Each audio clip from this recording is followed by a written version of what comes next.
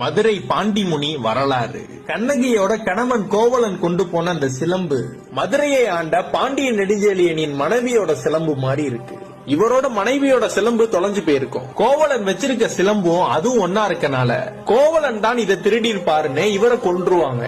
அந்த கண்ணகி என்னுடைய கணவனை ஏன் கொன்னீர்கள், அது என்னுடைய சிலம்புன்னு உண்மைய சொல்லி நீங்கள் தவறாக நினைத்து விட்டு என் கணவனை கொன்று விட்டீர்கள். அதெல்லாம் கேட்ட அந்த பாண்டிய மன்னனுக்கு அந்த கண்ணகி சொன்னதனா கேட்டு நம்ம தவறு செஞ்சுட்டோன்னு அந்த இடத்திலேயே உயிரை விட்டாரு இந்த மன்னன். இவர் செஞ்ச பாவத்துக்கு மறுபிறவி எடுத்து சிவபக்தனா பிறந்து வளர்ந்து வராரு.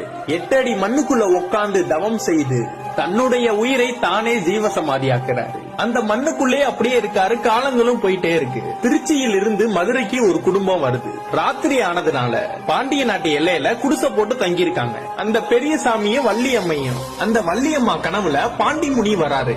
நான் 8 அடி பள்ளத்துல கீழே இருக்கேன், என்ன எப்படியாவது தோண்டி எடுத்துருங்க, உங்களையும் இந்த பாண்டிய நாட்டு மக்களையும் என் கண்ணை போல் காப்பேன்னு சொல்றாரு இந்த பாண்டிமுனி. வள்ளியம்மை அவரோட கணவர்கிட்ட சொல்லி அந்த பள்ளத்தை தோண்ட ஆரம்பிக்கிறாங்க. தோண்டி பார்த்தா அவர் சொன்ன அந்த 8 அடி பள்ளத்துல பாண்டிமுனீஸ்வரர் தெய்வமா உள்ள இருக்காரு. அதெல்லாம் பார்த்த அந்த ஊர் மக்களுக்கு மெய் சிலுக்குது. அந்த சாமிக்கு ஒரு கோவில் எழுப்பி தினந்தோறும் பூஜைகள்லாம் பண்ணி சக்கர பொங்கல் வச்சு வழிபட ஆரம்பிக்கிறாங்க. பாண்டிய மன்னனே மறுபிறவி எடுத்து தெய்வமா வந்தனால இவருக்கு பாண்டிமுனீஸ்வரர்னு பேர் வருது. இவர் சாதாரண கடவுள் கிடையாது, கேட்டதை கேட்டபடியே கொடுக்கும் ஒரு சக்தி வாய்ந்த தெய்வம், மதுரை பாண்டிமுனீஸ்வரர்.